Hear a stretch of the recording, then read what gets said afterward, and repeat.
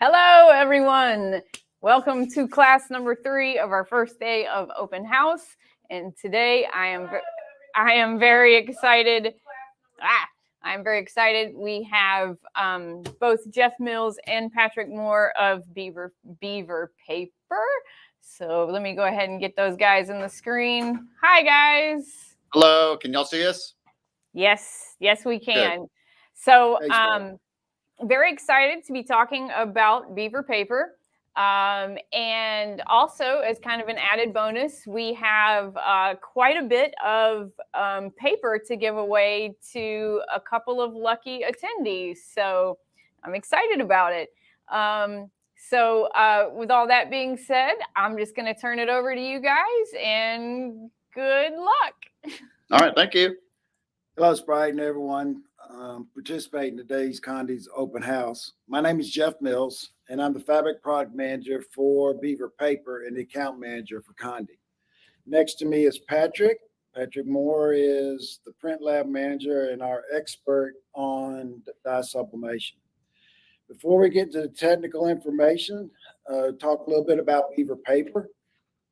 Beaver Paper in 1979 was established as a division of Canadian Paper and Packaging and was located in Atlanta, Georgia. By 2000, Beaver Paper and Packaging was purchased and renamed Beaver Paper and Graphic Media, which many of you people know us by. And by this time, Beaver Paper was selling the text print paper and the Protex tissue for the dye sublimation market. In 2018, Beaver Paper built a state-of-the-art converting operation in Wilstadt, Germany, and this was built to service the European and the Asian markets that we were trying to reach. In 2020, Beaver Paper was acquired by Kohler Paper and named Tobias Sternbeck as our CEO. We have 3 distribution centers. 2 are with our manufacturing facilities, the one located in Wilstadt, Germany, the other located here outside of Atlanta, and we have a facility in California. There are 5 product families that we operate inside Beaver Paper. One is the text print, which we'll talk about in just a few minutes. The other is the Protect, the protection tissue used in sublimation. We have a textile line. They use the fabrics are used for soft signage in the retail and exhibitor market. Texon for the cut and sew paper market, and then we have a new product called Beaver Boards, which is a 4x8 boards, 100% paper used in printing on flatbed printers. Sustainability, which is such a hot topic for everyone and for all over the world, and is embedded in Kohler Paper. We're proud to say that we're very much pro sustainability here at Beaver Paper, one with our text print paper and the other just for the things that Kohler Paper is doing. We have 2 certifications for forestry management. One is the Forest Stewardship Council and the other is PEFC. Along with just the stewardship that they do from a paper standpoint on the cultivation and the production, they have built and developed their own water purification at each one of their facilities and reduced the consumption in the manufacturing of paper of water consumption by 30%. By 2030, Kohler Paper is scheduled to produce over 100% of their power needs in the manufacturing process by using 100% renewable resources. So as you can see, we're focused on sustainability. There's a couple of things we're doing that are sustainable that we're not going to talk about at this time, but as it's just something that is part of what we're doing here at Beaver Paper. Patrick? Yep. Thanks, Jeff. Oops. Sorry. Hold on. So what we're going to focus on today with the slide presentations we have is our sublimation paper.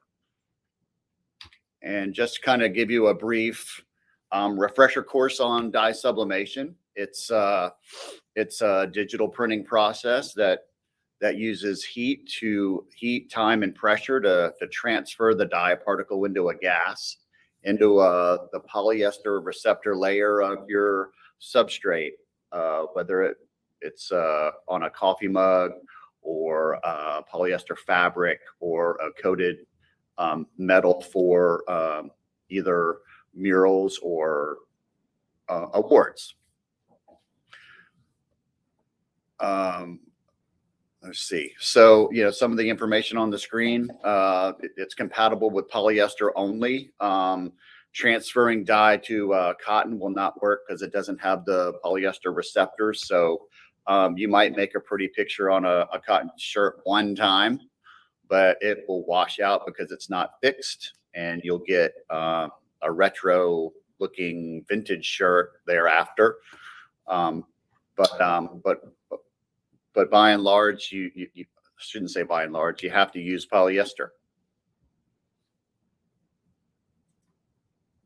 So choosing the right paper for the application. So here's where our text print product family kind of divides into multiple different families or types or coatings to cater to the end user's substrates.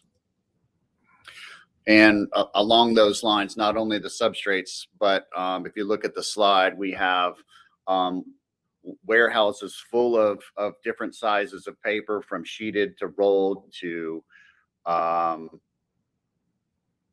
in ranges of 44-inch for the 44-inch machines, 64-inch for the 64-inch machines, 126-inch, 104-inch. By and large, whatever printer size you have, we can cover you, or we can support you with your paper needs. So yeah, I did. So this was where I wanted to talk about. I missed that other slide, but the family that TexPrint is divided into, as far as from an application standpoint, we have 6 of them. There's our TexPrint UT, we have our TexPrint XP, we have our TexPrint MP, our TexPrint Moda, our TexPrint Sports, and our TexPrint DT, which is desktop. So our desktop DT paper, formerly TexPrint R, it is now branded as a TexPrint DT R Heavy. It is the heavier paper of the two at 120 GSM. And our other paper is the TexPrint. It used to be called, I think it was just TexPrint XP, or just TexPrint regular. It's now branded DT XP Lite, and it is a 105 version. So the former branding was TexPrint R, and now it's DTR Heavy, and TexPrint maybe desktop, but now it's desktop DTXP Lite. And the reason why we have the difference is because we recognize that the Ricoh printer has uses a different ink set than the Epson ink. So the chemistries needed to be the coatings needed to be adjusted to accommodate the differences. On this slide, it's kind of I touched on it briefly, but a little bit more information regarding the name change and why we use 2 different papers. So the reason for the heavier weight paper in the Ricoh machine is because the ink is a little bit more viscous, and it wants to rest on a coated paper more so than a regular paper. So one of the coating chemistries that we used for the Ricoh allows the ink to absorb faster, and what that causes is it causes the ink to get into the sheet quicker before the next sheet goes on top. With the Epson printer, the Epson has a lighter, less viscous. Think of when I say viscous, think of oil and water. More viscous is more oil-like, and less viscous is more water-like. So the Epson ink is more of a water-like, if you will. So it'll dye right into the sheet. So the coating on the XP paper is perfect for that ink makeup. One of the I'll elaborate one more time, because there's been a lot of questions and a lot of information out there about, customers saying that they could use, or vendors or people saying, oh, you could use both papers. And I will tell you that you can use both papers. There are certain settings that you can use to use both papers, but by and large, the output that you're going to get is not going to be as good as it would be with using the right paper for the right platform. On top of that, the using the Epson DT Lite in a Rico printer or a Virtuoso printer, it's going to come out a lot more wet, and it's going to stay on the top of the sheet a lot longer. So by the time you print your next sheet or your next sheet or your next sheet, you're going to have a lot of offset issues. If you want to try it, we don't recommend it. That's why we've had two papers for so long. If you don't believe me, you could put a light one in there, print it, but pull it out of the tray and put it somewhere else to dry, because it will offset on your next sheet. One of the things we alluded to the different coatings of the paper, sometimes, this slide is to kind of circumvent some questions you might have or spark others. But one of the frequently asked questions, or it used to be a frequently asked question, was, why can't we just use dye sub paper? Well, so because of the coating chemistry involved that we have with the Rico and the Epson grades, the DT Heavy and DT Light, you have to have a coating on the paper that slows the ink down and makes a good vivid print, but also allows the gas to escape out when you transfer it. And it's with the copy paper out there, it's just a printed sheet of fibers that have maybe a shiny light coating or whatever finish it is. It might be glossy, it might not be. But one of the things that it does not have is it doesn't have the layer that will keep the dye particles on the surface of the paper. What happens is the copy paper will absorb that ink like a sponge and not let it out. So transferring with a copy paper, one, you're going to get, you're not going to get a lot of dye transfer out of it because it's trapped in that sheet. And two, oftentimes the copy paper will because it absorbs so quick, it'll make it bleed and make it fuzzy, poor resolution, things of that nature.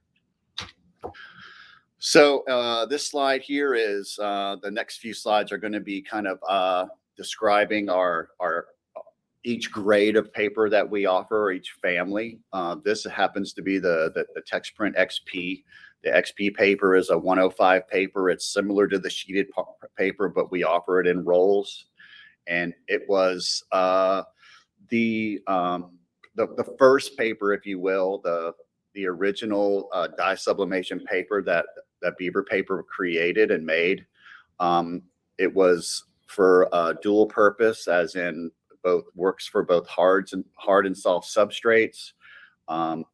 Trade show exhibits, signage, home decor exhibits, any printer, any substrate, any heat press that you throw at this paper, it will work. So for the beginner or the novice that wants to have multiple substrates at their disposal, you can't go wrong with the TexPrint XP paper. Next, we have a TexPrint Sports. This is our adhesive paper line. We have two because we recognized in the market that the fabrics out there's so many variables associated with the apparel markets now. With the apparel market, there's bidirectional stretch, there's thin, there's thick, there's unidirectional stretch, and there's koozie material that's used for with the adhesion. Any level of workflow that you have roll to roll or the cut shirt that requires the adhesive layer or the fabric to stay attached to the paper until you pull it off, so you don't get any distortion associated with the shrinkage or the stretch of the fabrics. We recognize that a lot of fabrics out there, some can get by with one level of adhesion, while others needed a more aggressive layer. So we separated it into two. And with the sports and the sports plus, I would say I would go out on a fair limb and say if the sports plus doesn't stick to your fabric, then none of the tacky papers out there in the market will. It's a very aggressive coating, and one that we feel that covers up 95% of the fabrics out there. So this slide here is for the sheeted market. This comes up every year we do this, or every year that we go to a trade show. Customers are looking for an adhesive layer, adhesive paper on sheeted paper. And we at Beaver Paper have, we've flirted with this idea, and it's not out of the realm of possibility, but we're just not there yet. And feel that providing something like this is going to give a lot of users more trouble, because they're not going to recognize the drying that's required for the adhesive paper in a desktop market. So with the 44-inch and the 64-inch machines that print roll to roll, there's 2 to 3 minutes of dry time with heaters associated with the adhesive paper, where your average desktop paper is an 8.5 by 11, and it prints in like 30 seconds, and then the next sheet prints on top of it. So that is that's not enough time to dry, and asking someone to take the sheet out of their tray and hang it up on a line to dry, or put it on a table somewhere, is just not it's just not a good strategy, if you will, associated with selling a paper that doesn't dry enough for the feed mechanism of the desktop printers. Our next paper is our TexPrint UT. This is a grade of paper for the production high-speed machines. It ranges from 58, 72, and 92 GSM as far as that's the weight of the papers. The 58 is the lightest. A lot of applications are associated with the signage and the home decor. Think pillows, think banners, think some apparel that doesn't have any stretch to it. You can get away with using the UT fabric or UT paper, because if it doesn't have any stretch, it doesn't necessarily need any adhesion. So we offer the customers a lower cost product, if you will, because the adhesive layer it bumps up the price of your paper. So this is an alternative for our customers in the textile market. Our MP, so our MP is is similar to the XP paper. It it's designed for the soft and hard substrates. It is a little bit lighter than our 105. It's designed more so for the heavier substrates, the heavier polyesters, if you will, that require a lot of ink, like backlit materials. Of this trade show exhibits, this thing, the banner we have behind us, for lack of a better word, the exhibit, the trade show exhibit, if you will. But so one of the things that we like about this paper is that you can get away with soft and hard substrates. If you're working with hard substrates, I would recommend the XP or actually, let me change that. The rule of thumb for the difference between the XP and the MP is that the XP is great for hard substrates and good for the textile substrates, where our MP product is great for the soft goods and good for the hard substrates like the Chromolux. I think Chromolux. So that's kind of the rule of thumb separating those two. Moda is our fashion high-speed machine textile media. We have it in very lightweights, 25 and 39 GSM. They're designed for the fashion industry with light printing that want to just do roll-to-roll fabric from a high yield, high yardage standpoint. Think mini jumbo rolls on high speed machines that want to spit out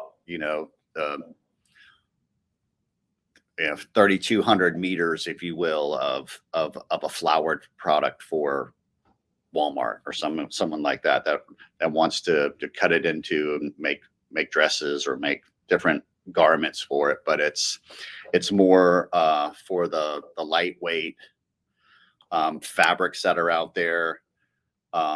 Because of the lightweight paper, the amount of ink is not as significant. We're able to come up with some nice coating chemistries that receive that ink, if you will, but dry before they get to the take up. So predominantly European markets are looking into the 25 and 39. We offer it here. It just hasn't got the traction that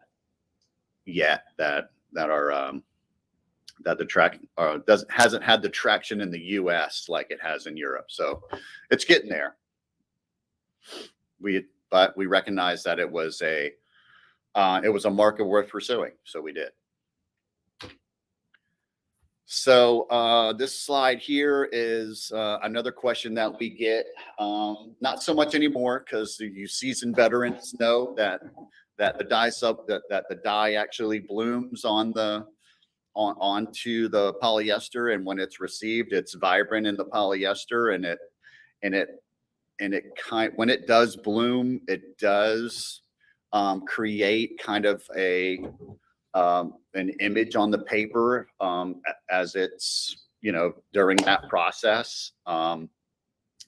So it's not like an iron-on where it all peels off. There is some residual dye left in the sheet. It's just the nature of the fibers in the paper.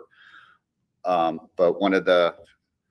just rest assured that you're getting 80-90%, at least 90. I would say 90-95% of the dye out of your paper onto your image or onto your substrate, and that residual is minimal.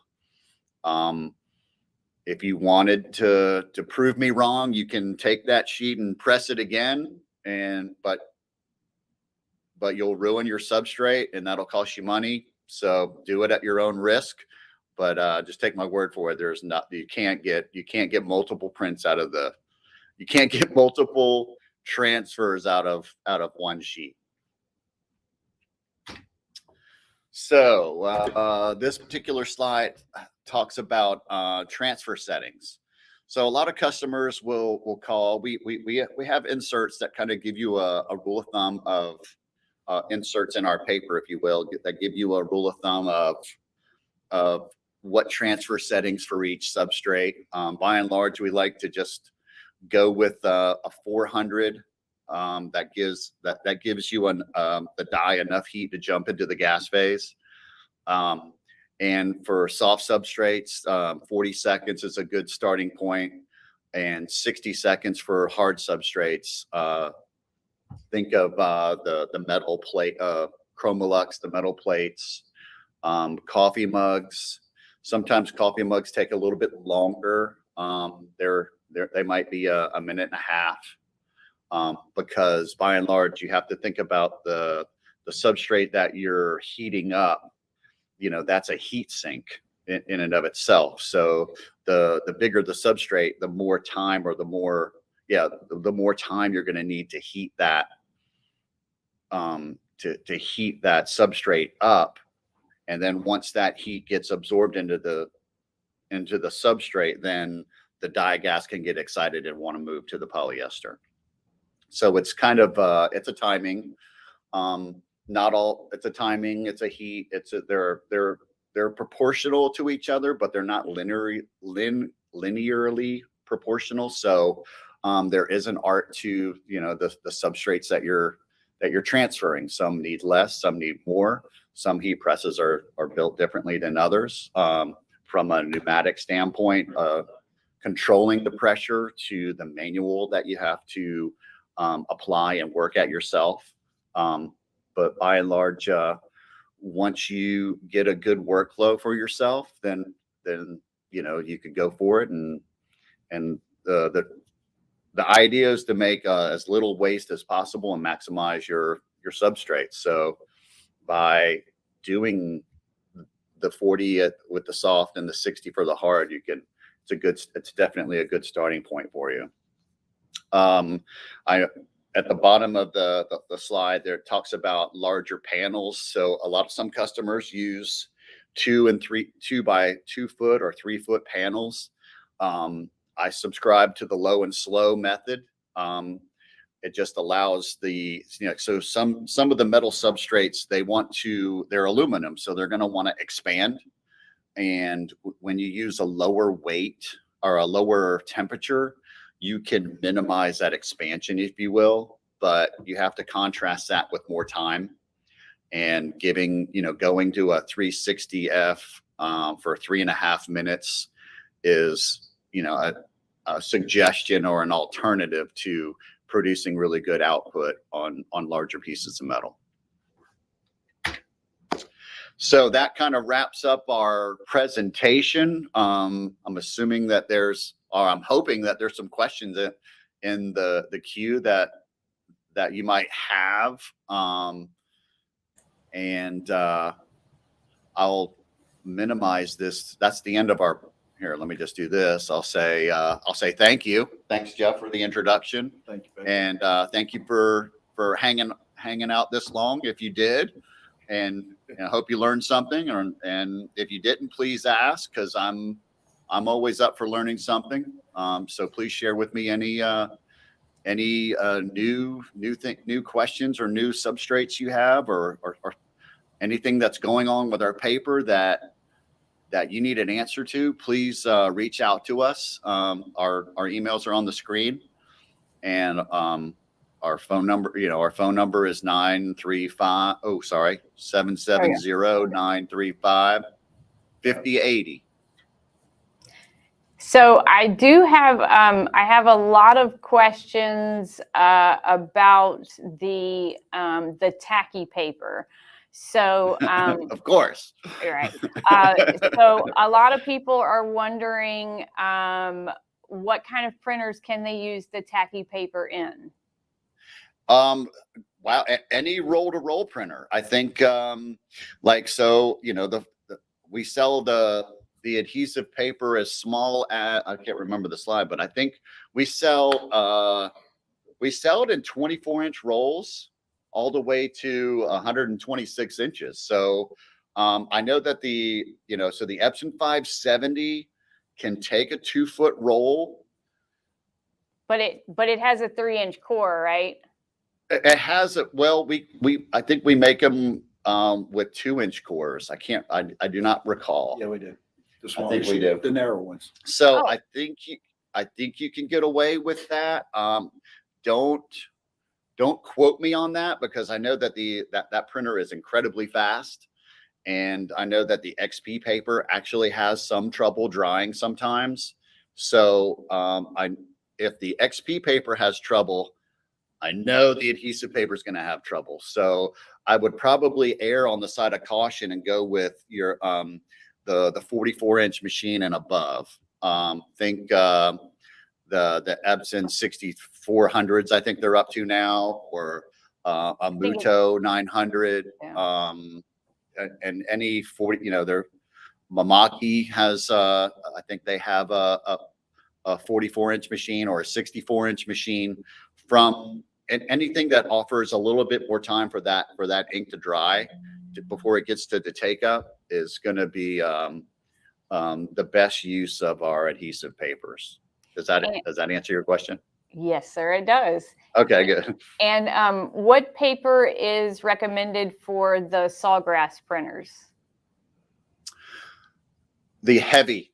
The heavy. DTR heavy. The sawgrass printers are the SG Virtuosos. I think there are 500,000 now. The SG 500, SG 1000. So those are based on the Ricoh printhead technology. So what we described in the slides, hopefully I didn't butcher it too badly, but with that the Ricoh ink, it's just it's getting through that printhead. It's just a different chemistry associated with it than our Epson. So the coating of the Ricoh heavy paper dries the paper better than the light. And so the tacky paper, it's not actually tacky until you apply heat to it. Correct. I mean, it has a sticky layer. If you were to wet your fingers and pinch it, the top side would stick to it. So that's kind of a tell that you're printing to the right side, if you will. But it's more activated by the heat. So it's not going to affect your rollers at all. It's not going to stick to your rollers or cause any kind of residue. Not at all. Not at all. Can you cut down the tacky paper to use as a cut sheet? Me or you? the end user, if they wanted to try it, they're more than happy to try it. I mean, I'm not going to stop you from doing it. I think if you wanted to try it and print on it and see how it dries or how poorly it dries on the desktop printer that you have, I wouldn't mind hearing if you like it or not. But it's something, if you had the time to cut out your sheet and throw it in a printer and print on it, and then the time to let it rest for a second to dry and then use it as a transfer, tell me how it goes. Okay. So I have someone, they said they just ordered a new Mamaki printer, and they just ordered some tacky paper. How long should the tacky paper dry before pressing? Oh, it'll be dry by the time it gets to the take up. Yeah. Yeah, no worries. Okay. Like 2 or 3, it's like 2 or 3 minutes. Do you guys have a YouTube channel? No. Okay. Do we? Yeah. Oh, wait. Yes, we do. I've been told we do. One of our marketing, a member of our marketing team is nodding. Yes, we do have a YouTube channel. I thought Jeff was the marketing team. No, Jeff is the fabric product manager and your account manager. Okay, that's right. I know. I know. So yeah, because I have someone. Oh wait, I'm sorry. So we do have a YouTube channel, and is it just if you just type in Beaver Paper? Yeah. So if you just do if you just type in Beaver Paper, we'll pop up. So okay, so you could check us out. I have somebody asking for tutorials for beginners on each paper, so that's good to know. That's very good to know. Probably something we need to make sure that we have on the YouTube channel. Like I said in the beginning, you guys were gracious enough to offer us quite a lot of paper. Awesome. For a giveaway. So I would like to announce my 2 winners of my giveaway, which are Gina Helms and Deanna Stanga. So Gina and Deanna, congratulations. If you guys would please email me swood@condi.com and I will send you your paper. So yay. Yeah, thanks for watching. Yeah, Hopefully you weren't watching just because of that. no. So, David, I've had a lot of people ask the best papers for the F570, and he says the text print light works best for the Epson F570. So the XP, yep. Yeah, David's on here. He's got to get in there. Oh, good. I'm glad. Thanks, Dave. Hey, David. All right, guys. Thank you very much for being here again. We really thanks for having us. you. And Jeff, thanks. Had a great lunch with you the last couple weeks ago. That was fun. That was great. We enjoyed it. So. Next time, eat all your bacon. You didn't eat all your bacon? No, I didn't eat all my bacon. Bring it. Yeah. No. We shared it. Oh, okay. Yeah. We made sure all the bacon got eaten. It's fine. There we go. Now we're talking. Yeah. So Gina and Deanna, email me. Jeff and Patrick, thank you again so much for once again participating in our open house. And I hope to see you guys soon. Yep. Yeah, thanks, Brian. Thanks for having us. Thanks for having us. Thanks, guys. Bye. Yeah, bye. Bye-bye.